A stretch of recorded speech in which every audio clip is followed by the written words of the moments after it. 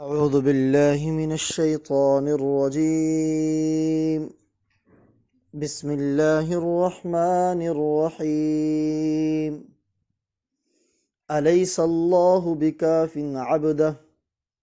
کیا اللہ اپنے بندے کے لیے کافی نہیں؟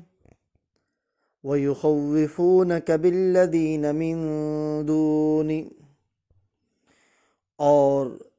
یہ لوگ آپ کو ڈراتے ہیں ان سے جو اللہ کا غیر ہے۔ وَمَن يُضْلِلِ اللَّهُ فَمَا لَهُ مِنْ هَادٍ،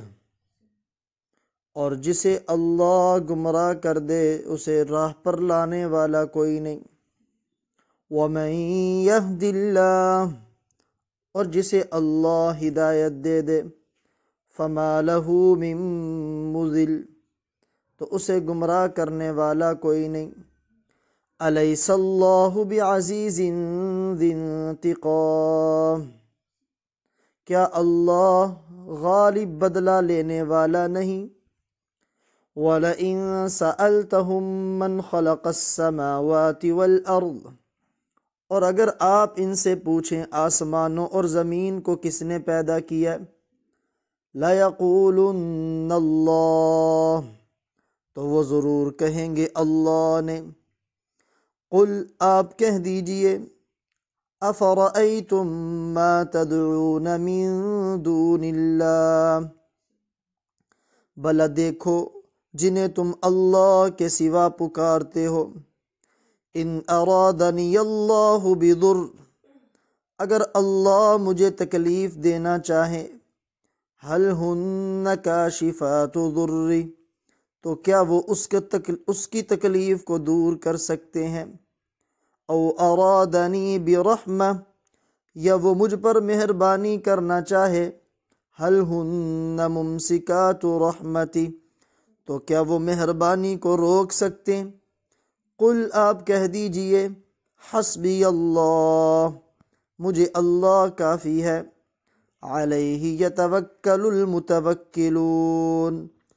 توکل کرنے والے اسی پر توکل کیا کرتے ہیں، بھروسہ کرنے والے اسی پر بھروسہ کیا کرتے ہیں۔ صدق اللہ العظیم۔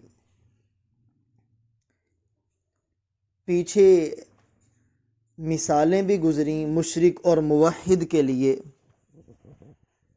کہ یہ دونوں آپس میں برابر نہیں۔ اسی قسم کی جب دیگر آیات بتوں اور معبودان باطلہ کی مذمت میں نازل ہوتی تو مشرک آپ صلی اللہ علیہ وآلہ وسلم کو اور آپ کے صحابہ کو اپنے بتوں سے ڈرایا کرتے تھے، دھمکیاں دیا کرتے تھے کہ یہ تمہیں پاگل کر دیں گے، یہ تمہیں یہ نقصان پہنچا دیں گے۔ تو اللہ تعالیٰ نے اس کا جواب دیا، الیس اللہ بکاف عبدہ، کیا اللہ تعالیٰ اپنے بندے کی حفاظت کے لیے کافی نہیں؟ کیا اللہ تعالیٰ اپنے بندے کی مدد کرنے کے لیے کافی نہیں؟ یعنی اللہ تعالیٰ کی حفاظت ہی اللہ کے بندوں کے لیے کافی ہے۔ عبدہ سے مراد یا تو اللہ کے عبد کامل مکمل اکمل ہیں، اور وہ نبی اکرم صلی اللہ علیہ وآلہ وسلم ہے۔ گویا اللہ فرما رہے ہیں، اے میرے پیغمبر، کیا اللہ آپ کے لیے کافی نہیں؟ یعنی کیا مطلب کہ بالیقین اللہ کی ذات آپ کے لیے کافی ہے، آپ کی حفاظت کے لیے کافی ہے، آپ کی نصرت اور مدد کرنے کے لیے کافی ہے۔ دوسرا مطلب اس کا، عبدہ سے مراد تمام کے تمام اللہ کے نیک اور مومن بندے ہیں۔ جیسے دوسری قرات اس میں الیس اللہ بکاف عبادہ کی آتی، وہ اسی قول کی تائید کرتی ہے کہ کیا اللہ تعالیٰ اپنے بندوں کے لیے کافی نہیں؟ یعنی جو بھی اللہ کی ذات پہ بھروسہ کرتا ہے، اللہ اس کی حفاظت کے لیے، اس کی مدد کے لیے، اس کی روزی کے لیے اللہ ہی کافی ہے۔ وَيُخَوِّفُونَكَ بِالَّذِينَ مِن دُونِ، اور یہ مشرک جو ہیں آپ کو اللہ کے غیر سے ڈراتے ہیں، اللہ کے غیر سے ڈراتے ہیں۔ تو ڈرنے کی ضرورت نہیں ہے، اللہ تعالی ہی اپنے بندوں کے لیے کافی ہے۔ چنانچہ اس آیت مبارکہ کا ظاہری مطلب تو یہی ہے کہ یہ بتوں سے ڈراتے ہیں،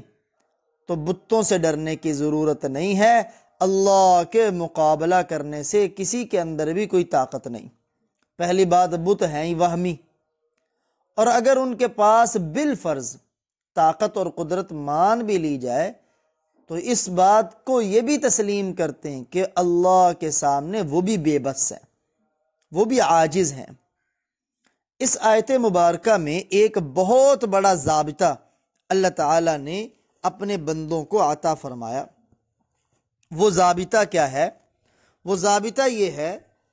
کہ جو آدمی خواہ دنیا کے کسی بھی شعبے کے اندر لگا ہوا ہو، اگر اسے کوئی ڈرائے، چاہے ڈرانے والا مسلمان ہی کیوں نہ ہو، اور جس سے ڈرا رہا ہے چاہے وہ بھی مسلمان کیوں نہ ہو، کس بات پہ ڈرا رہا ہے؟ کہ فلاں کام کر دو، اگر تم یہ فلاں افسر کا کام ہے، اس کی سفارش فلاں حکومتی آدمی نے کی ہے، حالانکہ کام ناجائز ہے، کام گناہ کا ہے، سفارش غلط ہے، کام ناجائز نکالنا ہے، دستخط غلط ہے، تو اب اسے ڈرایا جاتا ہے اگر تم نے نہ کیا تو فلاں افسر سے تمہیں تکلیف پہنچنے کا اندیشہ ہے، وہ تمہیں نوکری سے فارغ کروا دے گا، وہ تمہارا تبادلہ کروا دے گا۔ اب یہاں اگر اللہ تعالی کی ذات پر بندے کا بھروسہ ہے اور قرآن کی یہ آیت مومن بندے کے سامنے ہے، تو اس آدمی کے لیے اللہ کی ذات الیس اللہ بکاف عبدہ، کہ اپنے اس بندے کی حفاظت، نصرت اور روزی کے لیے اللہ کی ذات کافی نہیں؟ بالیقین اللہ کی ذات اس بندے کے لیے کافی ہے۔ چنانچہ یہ آدمی اگر اس گناہ سے اور غلط کام سے بچا رہا، اگرچہ اس کو اس کی نوکری سے نکال دیا گیا، تو ایک رزق کا دروازہ بند ہوگا، اللہ تعالیٰ اپنے اس بندے کے لیے رزق کا دوسرا دروازہ کھول دیں گے۔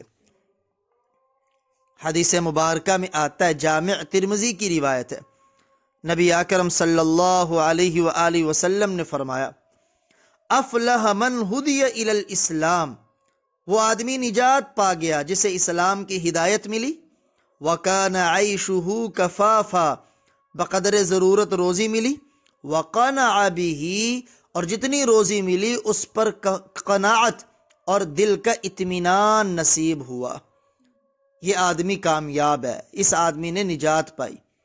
نجات کے لیے گویا کامیابی کی 3 علامتیں آپ نے بیان فرمائی۔ اسلام کی ہدایت ہو انسان کے پاس،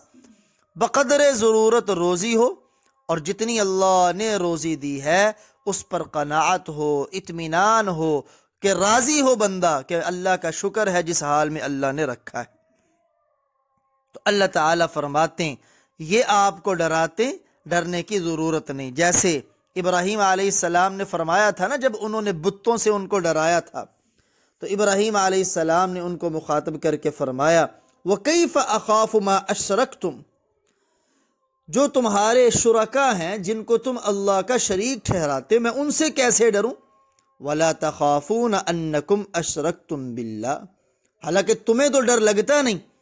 کہ تم اللہ کے ساتھ غیروں کو شریک ٹھہراتے ہو، تمہیں ڈر لگتا نہیں تو مجھے کیوں ڈرا رہے ہو کہ میرے پاس اللہ کی سپر پاور میرے ساتھ ہے، اللہ تعالیٰ کی نصرت اور حفاظت میرے ساتھ ہے، بھلا میں تمہارے شرکا سے کیسے ڈر سکتا۔ خالد بن ولید رضی اللہ تعالی عنہ کو آپ نے بھیجا، عزا نامی بت عرب میں زیادہ مشہور، لات، عزا اور منات 3 بت تھے، کہ جاؤ عزا کو جا کے مسمار کراؤ، ختم کراؤ، توڑاؤ۔ چنانچہ خالد بن ولید رضی اللہ تعالی عنہ جب گئے، وہاں پہنچے تو اس کا جو مجاور اور خادم تھا، اس نے خالد بن ولید رضی اللہ تعالیٰ عنہ کو ڈرایا کہ اگر تم نے ہاتھ لگایا، اس کے پاس بڑی پاور ہے، بڑی قوت ہے، تو یہ تمہیں بڑا نقصان پہنچا دے گا۔ تو خالد بن ولید رضی اللہ تعالی عنہ نے آگے بڑھے، اس کی ناک توڑ دی اور سارا اسے چورا چور کر دیا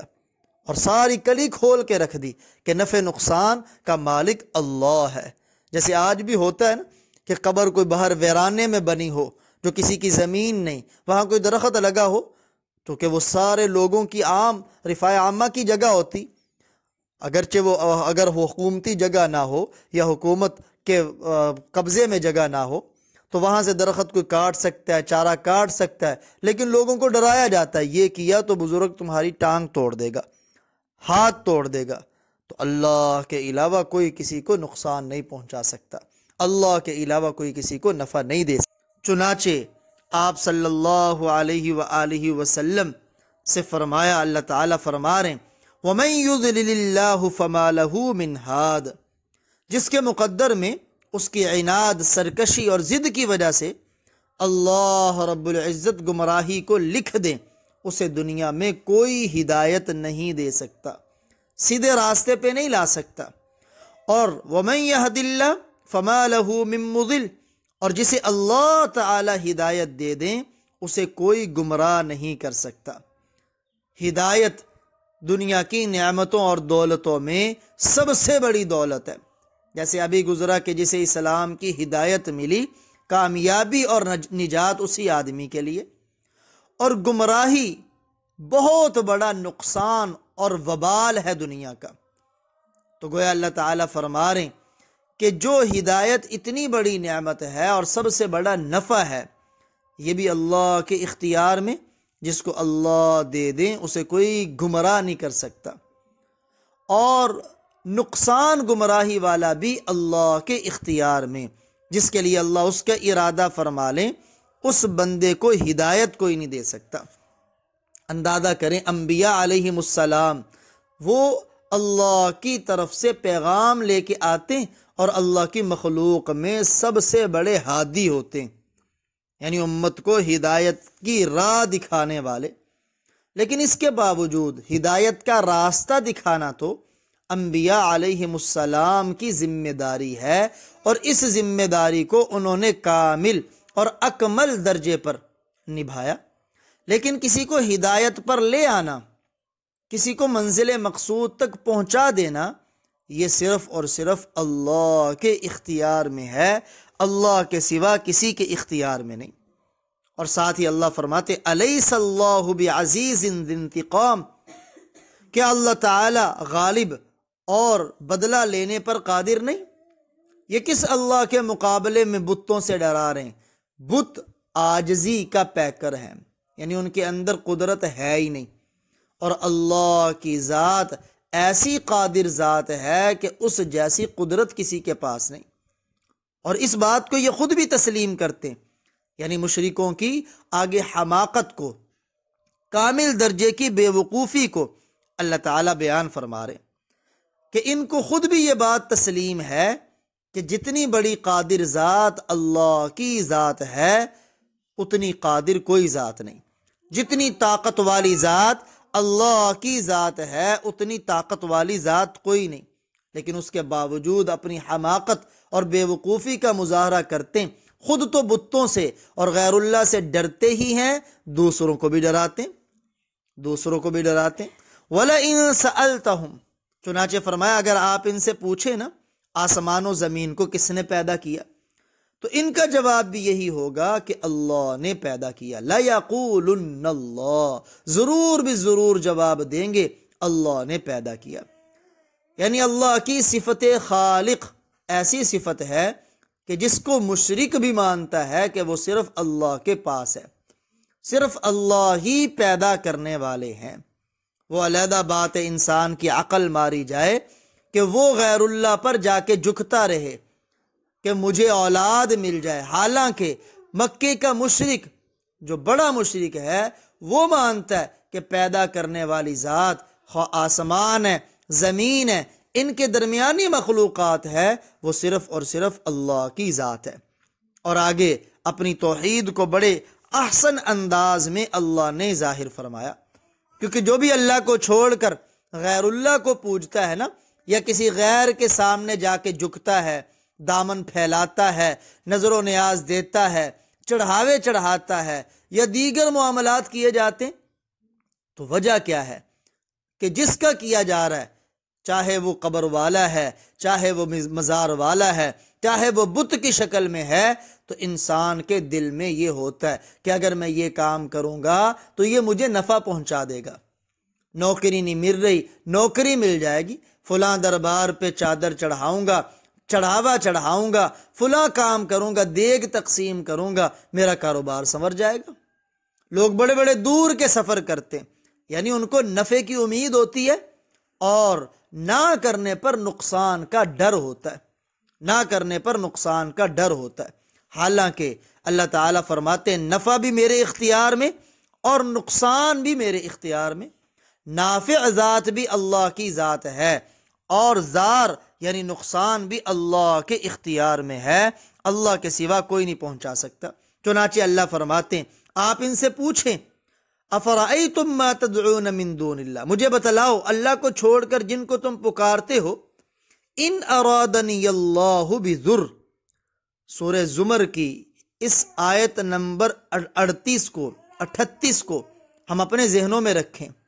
اور بہت بڑی دلیل ہے اس بات کی کہ جس کے مقدر میں اللہ نقصان لکھ دیں اس نقصان کو کوئی ٹال نہیں سکتا،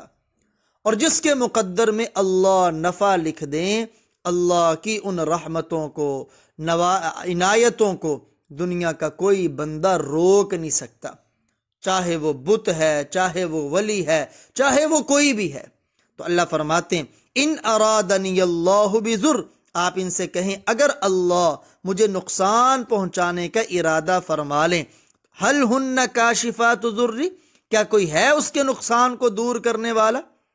او ارادنی برحمہ، یا اللہ مجھے اپنی عنایت اور رحمت پہنچانے کا ارادہ فرمائیں، ہل ہن ممسکات رحمتی، کیا اللہ کی رحمت کو کوئی روک سکتا ہے؟ آپ یہی کہیں حسبی اللہ، مجھے اللہ کافی ہے۔ چنانچہ مسند احمد کی روایت ہے نبی اکرم صلی اللہ علیہ وآلہ وسلم اپنے ایک صحابی کو چند نصیحتیں فرما رہے ہیں، فرمایا احفظ اللہ یحفظک، تم اللہ کو یاد کیا کرو اللہ تمہاری حفاظت فرمائیں گے۔ احفظ اللہ تجدہ تجاہک، تم اللہ کو یاد کیا کرو اللہ کو اپنے پاس پاؤ گے۔ تیسری نصیحت تعرف الی اللہ فی الرخاء یعرفک فی الشدہ، خوشحالی کے دنوں میں اللہ کو یاد رکھا کرو، وہ تنگی کے دنوں میں تمہیں یاد رکھے گا۔ وَإِذَا سَأَلْتَ فَاسْأَلِ اللَّهِ، اور جب سوال کرنا ہو تو بس اللہ سے سوال کرو۔ وَإِذَا اسْتَعَنْتَ فَاسْتَعِنْ بِاللَّهِ، اور جب مدد مانگنی ہو تو بس اللہ سے مدد مانگو۔ وَاعْلَمْ أَنَّ الْأُمَّةَ لَوِ اجْتَمَعُوا عَلَىٰ أَن يَضُرُّوكَ بِشَيْءٍ لَمْ يَكْتُبْهُ اللَّهُ عَلَيْكَ لَمْ يَضُرُّوكَ، اور جان لو اگر ساری امت جمع ہو جائے اس بات پر کہ تمہیں نقصان پہنچائیں، حالانکہ اس نقصان کو اللہ نے تمہارے لیے نہیں لکھا، اللہ پیارے نبی نے فرمایا لم یضروک، بالیقین وہ نقصان تمہیں نہیں پہنچا سکیں گے۔ وَلَوِ اجْتَمَعُوا، اور اگر ساری امت جمع ہو جائے عَلَىٰ أَن يَنْفَعُوكَ بِشَيْءٍ، کہ وہ تمہیں نفع پہنچائیں، لم یکتبہ اللہ، حالانکہ اس نفع کو اللہ تعالیٰ نے تمہارے مقدر میں نہیں لکھا، لم ینفعوک، آپ نے فرمایا وہ تمہیں قطعا نفع نہیں پہنچا سکیں گے۔ جفت الصحف، صحیفے خشک ہو گئے، ورفعت الاقلام، تقدیر کی قلموں کو اٹھا لیا گیا، لہذا وَعْمَلْ لِلَّهِ بِالشُّكْرِ فِي الْيَقِينِ، شکر اور یقین کے ساتھ اللہ کے لیے عمل کرتے رہو۔ وَاعْلَمْ أَنَّ فِي الصَّبْرِ عَلَى مَا تَكْرَهُ خَيْرًا كَثِيرًا، شریعت کے معاملات اگر تمہیں پسند نہ بھی ہوں تب بھی ان پر ڈٹے رہو، اس کے اندر تمہارے لیے بڑا نفع ہے۔ وَأَنَّ النَّصْرَ مَعَ الصَّبْرِ، اللہ کی نصرت وہ صبر کرنے کے ساتھ ہے۔ وَأَنَّ الْفَرَجَ مَعَ الْكَرْبِ، غموں کے ساتھ ہی اللہ کی طرف سے کشادگیاں ہیں۔ وَأَنَّ مَعَ الْعُسْرِ يُسْرًا، اور جب تنگی آتی ہے تو اللہ کی طرف سے اس کے ساتھ آسانی بھی آ جاتی۔ چنانچہ کہو میرے لیے اللہ ہی کافی ہے، جیسے قرآن پاک میں ہود علیہ السلام کا ذکر ہے نا، کہ جب قوم نے ان سے کہا ان نقول الا اعتراک بعض آلہتنا بسوء، ہمیں لگتا ہے ہمارے بتوں نے جن کو آپ برا بلا کہتے ہیں انہوں نے آپ کو کچھ نقصان پہنچا دیا ہے، اسی لیے آپ معاذ اللہ نبی کے بارے میں کہہ رہے ہیں کہ آپ یہ بہکی بہکی باتیں کرتے ہیں۔ تو آپ ہود علیہ السلام نے جواب میں فرمایا انی اشہد اللہ، میں اللہ کو گواہ بناتا ہوں، واشہدوا، اور تم بھی گواہ ہو جاؤ، انی بریء مما تشرکون، جنہیں تم اللہ کا شریک ٹھہراتے ہو، اللہ کو چھوڑ کر جن کے سامنے گڑ گڑاتے ہو، جن کے سامنے دامن پھیلاتے ہو، جن کے سامنے اپنی جبین کو جھکاتے ہو، جن کے سامنے لٹو بن کے بیٹھتے ہو، تم گواہ ہو جاؤ، میں اللہ کو بھی گواہ بناتا ہوں، تم بھی گواہ ہو جاؤ، ایسے تمام شرکا سے میں بری ہوں۔ فکیدونی جمیعا، اب تم جتنی مرضی تدبیریں کر لو میرے بارے میں، ثم لا تنظرون، مجھے مہلت بھی نہ دو، جو نقصان پہنچانا ہے پہنچا دو۔ کیوں؟ انی توکلت علی اللہ ربی و ربکم، میرا بھروسہ اس اللہ پر ہے جو میرا بھی رب ہے تمہارا بھی رب ہے۔ ما من دابۃ الا هو آخذ بناصیتها،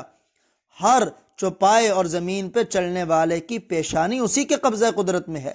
ان ربی علی صراط مستقیم، جو سیدھے راستے پہ ہوتا ہے میرا رب بھی اسی کے ساتھ ہوتا ہے۔ یعنی ہود علیہ السلام نے واضح چیلنج کیا، میرا اللہ کی ذات پہ بھروسہ ہے، وہی میرا محافظ ہے، وہی میرا ناصر ہے، وہی میرا مددگار ہے،